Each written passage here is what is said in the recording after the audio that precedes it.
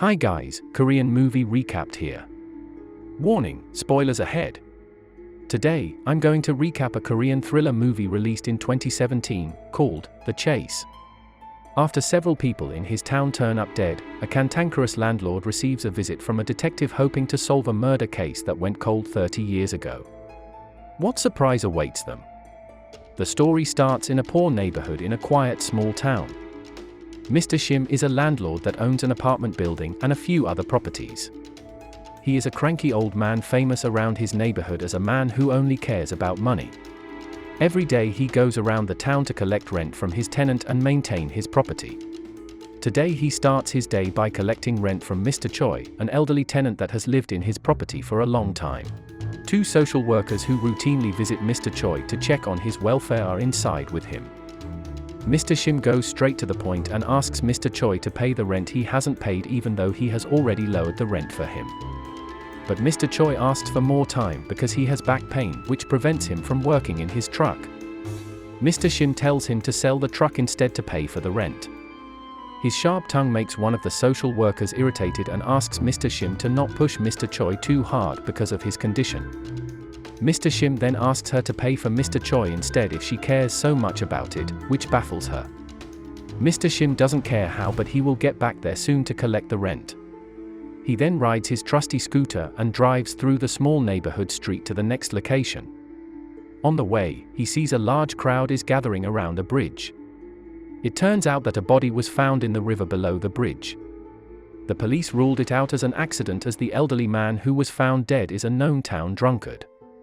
He checks the scene and sees Kim, one of his tenants, passing by the streets. He reminds her to pay the following rent on time because she often pays it late. He then gets a call from one of his clients. Besides owning several properties, Mr. Shim also works as a locksmith. He goes to the client and duplicates the client's room key as he requested. The next property he is heading to is a small coffee and toast shop on the side of a street.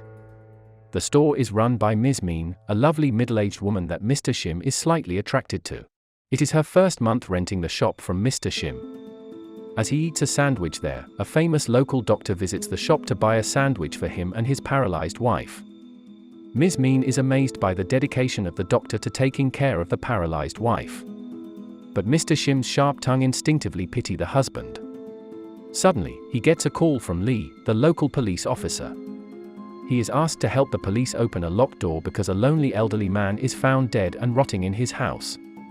Is it really a natural death? There is no suspicious evidence that says otherwise, but it sure makes Mr. Shim worried. At night, Mr. Shim goes back to Mr. Choi's apartment. The recent event makes him worried about Mr. Choi. When he gets to the apartment, he sees the door is open with a busted knob. The lights inside are all on, but he can't find Mr. Choi inside. Suddenly Mr. Choi appears, which makes Mr. Shim glad. He invites Mr. Shim to eat dinner with him, and as expected, he gets scolded by Mr. Shim for having such a feast instead of paying the rent. It turns out that Mr. Choi is expecting a detective to visit him, his ex-co-worker. It's the first time Mr. Shim has heard that Mr. Choi is an ex-detective. The recent accident reminds him of an old unsolved case back in his day. Elderly men were found dead, followed by a missing or dead young girl. Mr. Choi knew the two deceased elderly that were found dead today. They routinely meet at the church for a free meal every Wednesday and Thursday. But they were not seen on Thursday last week, making him think they were killed last week on Wednesday night. Coincidentally, today is also Wednesday. Mr. Shim laughs it out. Meanwhile, Kim is walking on the empty street back to her apartment. It seems like someone is observing her from afar. When she gets back to the apartment, someone ambushes her. Fortunately, it turns out to be her friend that illegally squats there. The night is late, Mr. Shim heads back to his room. He sees that Mr. Choi's door is damaged and can't be closed. He tells Mr. Choi that he will fix it tomorrow morning. Mr. Choi smiles at him as Mr. Shim walks away. On the way to his room, he hears Kim is talking to someone inside her apartment. Mr. Shim is about to warn her about her rent and the illegal squatter. He hears from outside the door that she has already sent all her money to her poor family, so she can't pay the rent. Hearing this, he gives up the idea and goes straight to his room. On the following day, he meets Kim as she is about to leave for work. As usual, he scolds her about the rent and warns her about the illegal squatter. He then goes to Mr. Choi's room to fix the door. After fixing it, he goes inside. To his surprise, he finds him already dead with a rope around his neck. Someone strangles him when he is about to close the broken door last night. The social service workers that routinely visit him come and also become shocked by the scene they see. When the police come, the social worker tells the police that Mr. Shim keeps pushing Mr. Choi to pay his rent. She indirectly says that Mr. Choi is dead because of him. It angers Mr. Shim as he walks away. The news about the dead tenant quickly spread. Restaurants around his neighborhood deny service to him. He goes to Ms. Min's shop, but it's closed on Thursday. He gets back to his room and sits quietly in his kitchen. On the next day, Kim approaches him to tell him that she will move out soon because of her situation. Mr. Shim asks her if she also thinks that he killed Mr. Choi. But Kim doesn't believe that Mr. Shim is a bad person. Despite his harsh words, he never kicks out tenants even if they pay rent late. Mr. Choi would also think the same way. As Kim walks away, those words touch Mr. Shim, and he decides to investigate Mr. Choi's room. Inside the room, he finds the photo of Mr. Choi's son and granddaughter. Suddenly, a man tackles him from behind. That eccentric-looking man asks where Mr. Choi is, then headbutts Mr. Shim. Mr. Shim tells him that Mr. Choi hanged himself, which doesn't seem right according to that man. He rummages through the room and finds a flight ticket to the USA, the country where his son's family lives. The son sends him the ticket so they can meet for the first time in 20 years, so that man believes that Mr. Choi will not kill himself. It is a murder case. Mr. Shim still is not convinced by it. At night, Kim just gets home from her work. She sees her friend passed out in the toilet, possibly from drinking too much. She tries to talk to her, but she doesn't respond. When Kim tries to move her, she sees a pool of blood under her dead friend. Shocked by it, she slowly backs away and reaches for her phone. But the killer is still hiding in the room and gets her. Mr. Shim's room is right below Kim's room, so he hears the commotion from his bed but ignores it, then goes back to sleep. In the morning, Mr. Shim goes to Ms. Min's shop to have breakfast. He meets with the eccentric man again. It turns out that his name is Park, an ex-detective who is also Mr. Choi's ex-partner. As they have their breakfast, they continue to discuss the current situation resembling the unsolved case 30 years ago. 3 elderly men have been found dead so far.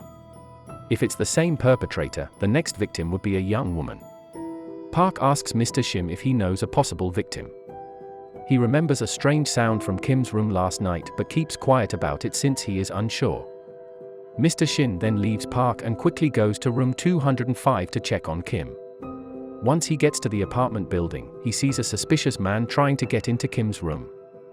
The suspicious man runs away, so Mr. Shim chases him on his trusty scooter but is forced to run on foot later. Unfortunately, the suspicious man manages to strike Mr. Shim with a wooden stick, making him unconscious. When he regains consciousness, he finds himself surrounded by a gang of local hoodlums. They recognize Mr. Shim and bully him. Fortunately, Mr. Shim sees Park walking nearby and asks for help. He single-handedly beats and humiliates those teens, then interrogates the suspicious man. It turns out that he is Kim's friend's boyfriend.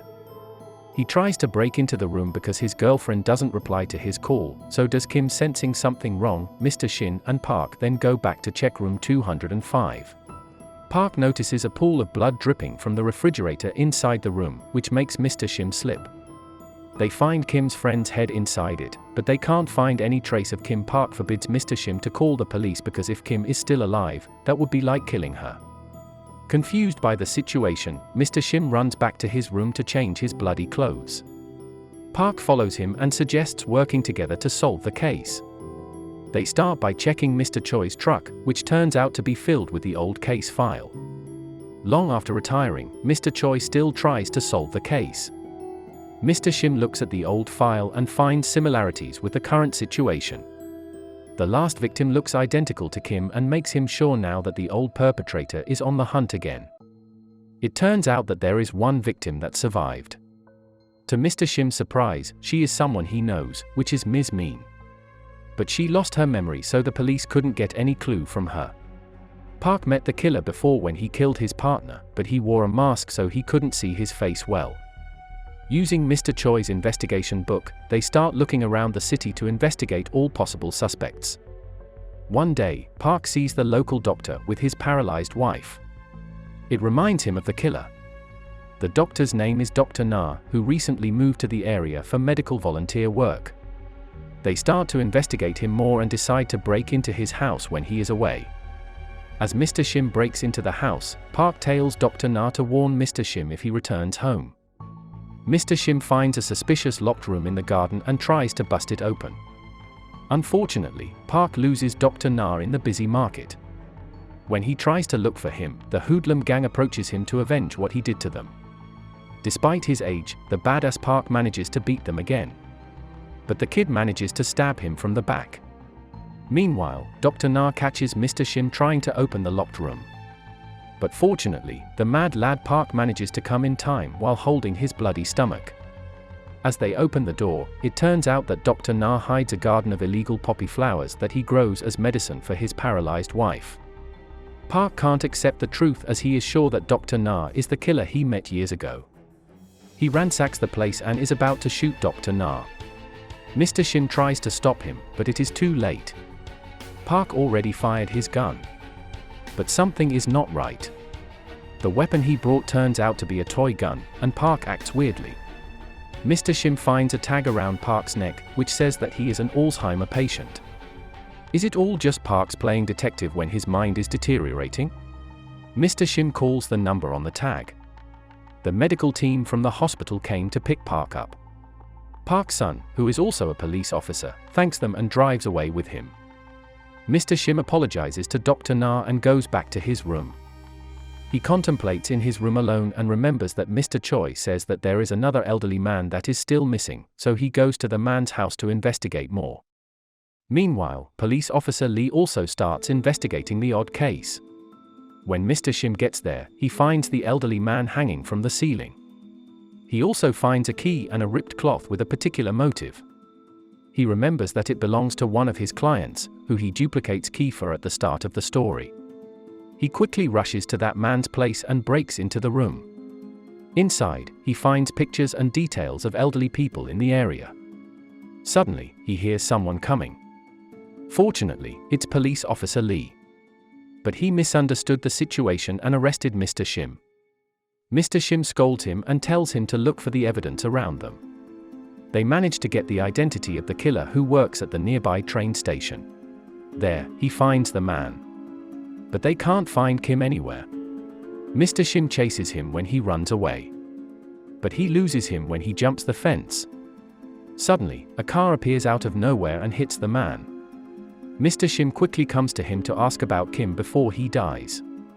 But the man says he doesn't know anything about her. With the death of that man, the police closed the case. Kim is still missing, and Mr. Shim believes that there is another perpetrator, but the police don't believe him. He doesn't have any choice other than to ask the help of Ms. Mean. After some talk, she tells him that he can't see the kidnapper's face, but he has a strong smell and an extra finger on his hand. Mr. Shim then goes to visit Park and tells him what Ms. Mean told him, but Park's mind doesn't seem in the right place. As he is about to go back, he sees a flower in the room and remembers that Dr. Na grows poppy flowers with a strong smell. He pays Dr. Na a visit, saying that he needs a health checkup. He observes Dr. Na's hand and finds a surgery scar on his hand. He then stupidly confronts Dr. Na directly, but he underestimates him. Before Mr. Shim can act, Dr. Na bashes his head, then brings them to a secret room in the poppy garden where he locks Kim. As Park suspected, Dr. Na is the real killer from 30 years ago, and the man from the train station is only a copycat who he tries to put the blame on to make his crime a perfect crime. He plans to make Kim paralyzed and replace his wife with her. When Dr. Na is about to mutilate his wife, suddenly our boy Park appears. This time he brings a real gun. Mr. Shim helps unshackle Kim as Park quarrels with Dr. Na. When Park strangles him, Dr. Na manages to grab Park's gun and shoot him. He shoots his own wife, then chases Mr. Shim and Kim outside. They hide at a nearby construction site as Dr. Na pursues them. In another foolish attempt, Mr. Shim tries to hit him with a rock but fails. When Dr. Na is about to finish Mr. Shim, you won't believe who suddenly appears out of nowhere. The man. The legend. The myth park once again comes to the rescue. They struggle to hold Dr. Na a bit but eventually manage to beat him. The story ends with Mr. Shim at the hospital, enjoying his life with Kim and the lovely Ms. Min by his side. Make sure to subscribe and turn on notifications so you can watch more videos like this. Thanks for watching, and see you next time.